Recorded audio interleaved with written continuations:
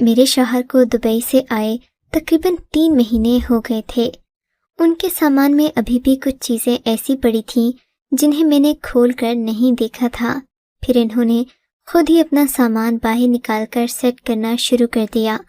میں نے کچھ چیزیں اپنی نندوں وغیرہ میں تقسیم کر دیں جو شادی شدہ تھیں، باقی ان کے بچے وغیرہ لے گئے۔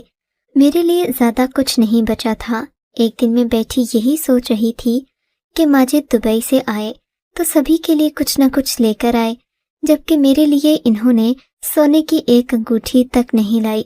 اس بات پر مجھے بہت دکھ تھا۔ میرے دل کو یہی غم کھائے جا رہا تھا۔ پھر نہ جانے کیا سوچ کر میں نے ماجد کے سامان کی تلاشی لینا شروع کر دی۔ مجھے ان کی دوائیوں والے ڈبے سے سرخ اور لال رنگ کا ایک پیکٹ ملا۔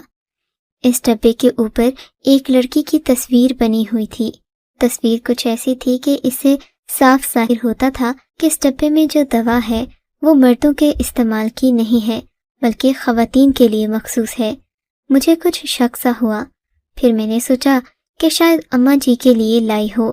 میں نے اماں جی کو وہ ڈبہ دکھایا تو کہنے لگیں، بیٹی میں اس بڑھاپے میں ایسی دوا کھا کر کیا کروں گی؟ یہ تو لگتا ہے کہ خوبصورتی کی کوئی دوائی ہے، شاید کہ چہرے پر لگانے کی ہو، تم استعمال کر لو۔ اماں جی کی بات سن کر میں خوش ہو گئی کہ شاید ماجد میرے لیے بھی کچھ لائے ہوں اور اس دوا کے استعمال سے میری زندگی میں کوئی تبدیلی آ جائے۔ شام کو میں یہ بات بھول گئی۔ اگلے دن ماجد پھر گھر سے چلے گئے۔ ان کے جانے کے بعد میں نے پھر سے وہ ڈبہ دیکھا تو اس ڈبے میں سے کچھ دوا کم ہو گئی تھی۔ میں نے سوچا کہ اگر میرے لیے لائے ہوتے تو یقیناً مجھے ہی استعمال کے لیے دیتے۔ خواہ ان سے پوچھ کر اپنا دل چلانے والی بات ہے۔ سو میں نے اس ڈبے کو وہیں رکھ دیا۔ مگر کہتے ہیں کہ انسان کے دل میں جب کوئی پریشانی ہوتی ہے تو وہ کسی نہ کسی سے ضرور کہتا ہے۔ ہمارے گھر میں بھی ایک کام والی آتی تھی جس کا نام شاکرا تھا۔ یہ عموماً روایتی کام والیوں کی طرح ان پڑھ اور بوڑھی نہیں تھی بلکہ جوان اور پڑھی لکھی تھی۔ اس کی تعلیم کم از کم میٹرک ہوگی۔ اسی وجہ سے میں اس کے ساتھ بات چیت کر لیتی۔ یہ بھی بعض اوقات مجھے اچھے مشورے دے دیتی تھی۔ بڑے بڑے بنگلوں میں کام کرتی، بڑی بڑی بیگمات کے ساتھ اٹھنا بیٹھنا تھا، سو مجھے بھی اچھی خاصی معلومات مل جاتی۔ اس دن بھی شاکرا آئی تو میں اپنا دکھڑا اس کے سامنے لے بیٹھی۔ شاکرا، میری بات تو سنو، میرا میاں دبئی سے میرے لیے کچھ بھی نہیں لایا، تم ہی کہو اس کی کیا وجہ ہو سکتی ہے؟ میں نے ہمیشہ کی طرح شاکرا سے رائے مانگی۔ اس نے بھی اپنی ماہرانہ رائے دیتے ہوئے کہا، مجھے لگتا ہے باجی کہ یہ دوا صاحب کسی دوسری عورت کے لیے لائے ہیں۔ اگر یہ عورتوں کے استعمال کی دوا ہے، آپ کو بھی نہیں دی، ماں جی کو بھی نہیں دی، تو یقیناً کسی تیسری عورت کے لیے ہوگی، اور وہ عورت ان کی دوسری بیوی بھی ہو سکتی ہے۔ شاکرا کے اتنے تیز تجزیے نے میرا دماغ گھما کر رکھ دیا۔ شاکرا، یہ تم کیا کہہ رہی ہو؟ میرا شوہر دوسری شادی کیوں کرے گا؟ دیکھ نہیں ہمارے گھر کے حالات کیسے ہیں۔ ان حالات میں کیا میرا شوہر دوسری بیوی رکھ سکتا ہے؟ ہماری روٹی پوری نہیں ہوتی اور تم کیا باتیں کر رہی ہو؟ میں اس پر ناراض ہو گئی۔ باجی، یہی تو سوچنے والی بات ہے۔ دبئی سے آئے ہیں، اتنا پیسہ کہاں گیا؟ گھر کے یہ حالات کیوں ہیں آخر؟ اور اب تو میرے بھی کام کم کر دیے ہیں۔ آپ کو بھی زیادہ تر کام گھر کے خود ہی کرنا پڑتے ہیں۔ سوچیں باجی، ضرور کوئی نہ کوئی بات ہوگی۔ آپ کے شوہر نے آپ کو تحفہ بھی نہیں دیا، انہوں نے کہیں تو پیسے خرچ کیے نا۔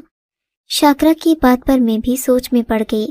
ظاہر ہے میری جگہ کسی اور نے لے لی ہوگی، میں نے دل میں سوچا، مگر اتنی جلدی میں اپنے شوہر کے بارے میں کوئی بات کہہ نہیں سکتی تھی، کیونکہ ہماری برسوں کی رفاقت تھی، دونوں کے درمیان اعتماد کا رشتہ تھا۔ یوں ایک دم رائے قائم کرنا کچھ عجیب سا لگ رہا تھا۔ تب میں نے شاکرا سے کہا کہ خود سے باتیں کرنے کی بجائے اچھا ہے کہ تم کسی عورت کو یہ دوا دکھا دو اور پھر اس سے مشورہ لے لو کہ یہ کس لیے استعمال کی جاتی ہے۔ شاکرا کو میں دوا دے کر زیادہ دور بھیج نہیں سکتی تھی، کیونکہ اس دوران اگر ماجد گھر آ جاتے تو وہ مجھ پر ہی خفا ہوتے۔ ہمارے پڑوس میں ایک نرس رہتی تھی۔ میں نے شاکرا کو وہ دوا دے کر اس نرس کے پاس بھیجا، کہا کہ مجھے اس کے بارے میں کچھ معلومات کر کے دو۔ شاکرا فوراً چلی گئی۔ 1 گھنٹے بعد واپس آئی تو اس کا چہرہ بھجا ہوا تھا۔ کیا ہوا شاکرا، سب خیر تو ہے نا؟ میں نے ڈرتے ڈرتے پوچھا۔ ہاں باجی، خیر تو ہے، لیکن اس نرس نے جو بتایا وہ سن کر میں پریشان ہو گئی۔ شاکرا نے مظلوم شکل بنا کر کہا۔ کیا کہا ہے نرس نے؟ اب مجھے بھی بے چینی ہو رہی تھی۔ وہ جی، انہوں نے کہا ہے کہ یہ دوا تو باہر کی عورتیں استعمال کرتی ہیں، اسے استعمال کرنے سے چہرے اور منہ سے خوشبو آتی ہے، اور وہ بڑی دل فریب خوشبو ہوتی ہے۔ اس سے کوئی بھی عورت استعمال کرے تو وہ اپنے شوہر کی محبوب ہو جاتی ہے۔ شاکرا کی بات سن کر میرا رہا سہا حوصلہ بھی جاتا رہا، مگر اس بات پر سوچنا فی الحال فضول تھا۔ ہمارے گھر کے مالی حالات ایسے نہیں تھے کہ میں اپنے شوہر سے لڑائی جھگڑا کر کے ان باتوں کو اپنے سر پر سوار کرتی، سو میں نے اس بات کو اپنے دل میں دبا لیا۔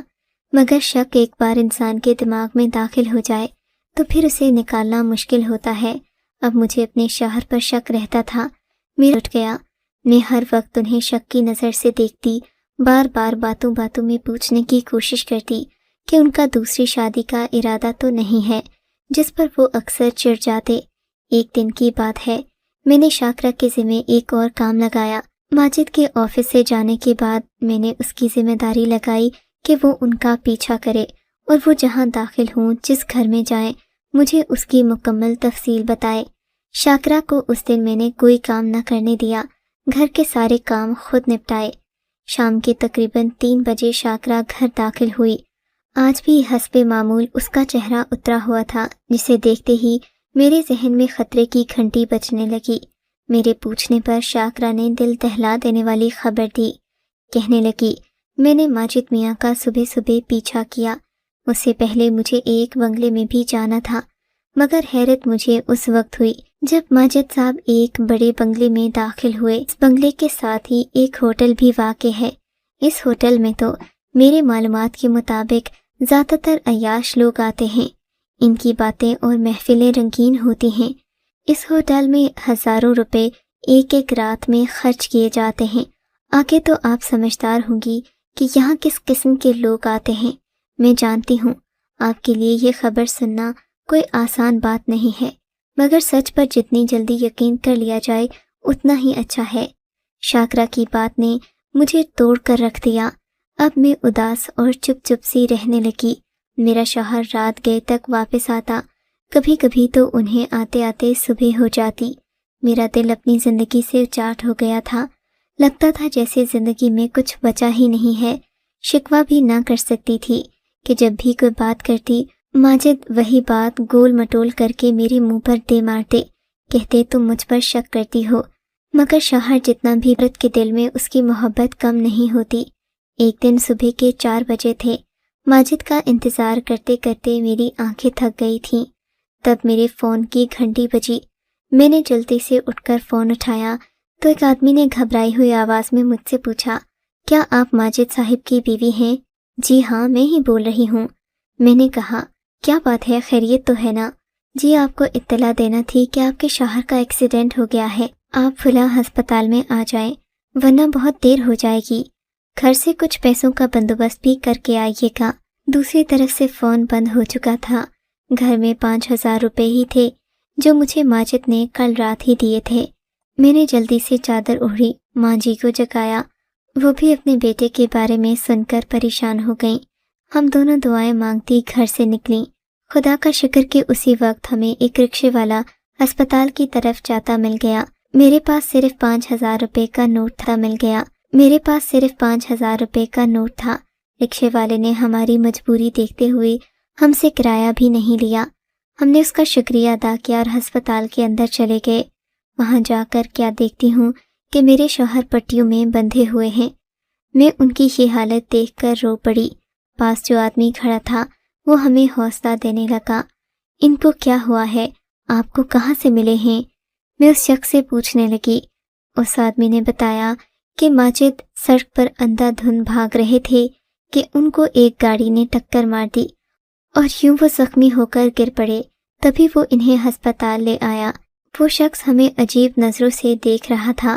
جاتے جاتے اس نے ایک سفید رنگ کا تھیلا مجھے تھمایا اور کہنے لگا، اسے رکھ لیں، یہ آپ کے شوہر کی امانت ہے۔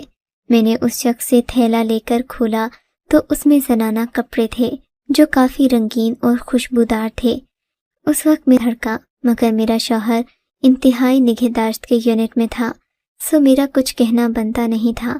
میں نے وہ تھیلی سائڈ پر رکھ دی اور اپنے شوہر کی سلامتی کے لیے دعائیں کرنے لگی۔ تھوڑی دیر کے بعد ڈاکٹر نے بتایا کہ اب ان کی حالت بہتر ہے، مگر ہم ان سے کوئی پریشانی والی بات نہ کریں، صرف مل سکتے ہیں۔ میں جلدی سے ماجد کے پاس گئی۔ ان کی حالت بہت خراب تھی، مشکل سے بول پا رہے تھے۔ میں نے انہیں تسلی دی، یقین دلایا کہ ہم ان کے ساتھ ہیں، مگر ماجد بہت پریشان تھے، بار بار اشارے سے کچھ سمجھانے کی کوشش کر رہے تھے۔ پھر وہ دوبارہ غنودگی میں چلے گئے۔ ڈاکٹر نے چیک اپ کے بعد بتایا کہ انہیں ایک معمولی سا ہارٹ اٹیک بھی ہوا ہے، لہٰذا انہیں کسی بھی قسم کی پریشانی سے دور رکھا جائے۔ ڈاکٹر کی بات سن کر میں نے خود کو ایک اور آزمائش میں پایا، مگر خاموش رہی۔ شوہر کی دن رات ایک کر کے خدمت کی، کہا کہ اب انہیں بیڈ ریسٹ کی ضرورت ہے، آپ زیادہ سے زیادہ ان کا خیال رکھیں۔ میں نے اس مشکل گھڑی میں اپنے زیورات بھی بیچ دیے۔ 1,24,000 روپے کی رقم سے میں نے ماجد کے لیے پھل فروٹ اور دوا خرید دی، لیکن جب سے ماجد ہسپتال سے آئے تھے انہیں گویا چپ سی لگ گئی تھی۔ ایسا لگتا تھا جیسے وہ کوئی گہرا صدمہ لیے بیٹھے ہوں۔ میں ان کا غم بانٹنے کی کوشش کرتی، مگر وہ مجھے کچھ نہ بتاتے، بس بستر کے ہو کر رہ گئے تھے۔ ایسے میں ایک دن ان کے دوست سرور علی نے فون کر کے بتایا کہ ان کی نوکری دوبارہ لگ گئی ہے۔ ہم نے اللہ تعالیٰ کا شکر ادا کیا۔ اس دن میں نے ماجد کے چہرے پر وہ خوشی دیکھی جو ان 6 مہینوں میں ایک بار نہ دیکھ پائی تھی۔ ماجد اس قدر خوش تھے کہ کیا بتاؤں۔ ان کی خوشی دیکھ کر میرے دل میں پھر سے شک ہونے لگا، کہیں انہوں نے واقعی دبئی میں دوسری شادی تو نہیں کی ہوئی۔ میں یہ سوچ سوچ کر پریشان ہونے لگی۔ تبھی تو اتنے خوش ہو رہے ہیں، ورنہ دبئی جانے کا سوچ کر کوئی اتنا خوش کیوں ہو سکتا ہے؟ گھر والوں کی دوری کسے اچھی لگتی ہے؟ میرا دل دھڑک رہا تھا، مگر پھر خیال آیا کہ اگر دوسری بیوی ہوتی تو وہ اس حالت میں ان کا پتہ ضرور کرتی۔ خیر وہ دن بھی آ گیا جب میرے شوہر کو رخصت ہو کر پھر پردیس جانا پڑا۔ جاتے جاتے ماں جی کو دیکھ کر وہ جذباتی ہو گئے۔ مجھے ان کا خیال رکھنے کی تاکید کر کے وہ پھر پردیس لوٹ گئے، اور میری آنکھیں ایک بار پھر ان کے انتظار میں راہیں تکنے لگیں۔ یوں کئی سال گزر گئے۔ وہ کچھ مہینوں بعد آتے اور واپس پردیس چلے جاتے۔ میں ان کی راہیں دیکھتی رہ جاتی۔ شاید کچھ روگ عمر بھر کے ہوتے ہیں۔ میں بھی ان کی یہ بے وفائی بھولی نہیں تھی۔ وہ باتیں جو ان دنوں کا حصہ تھیں ابھی تک میری یادوں میں زندہ تھیں۔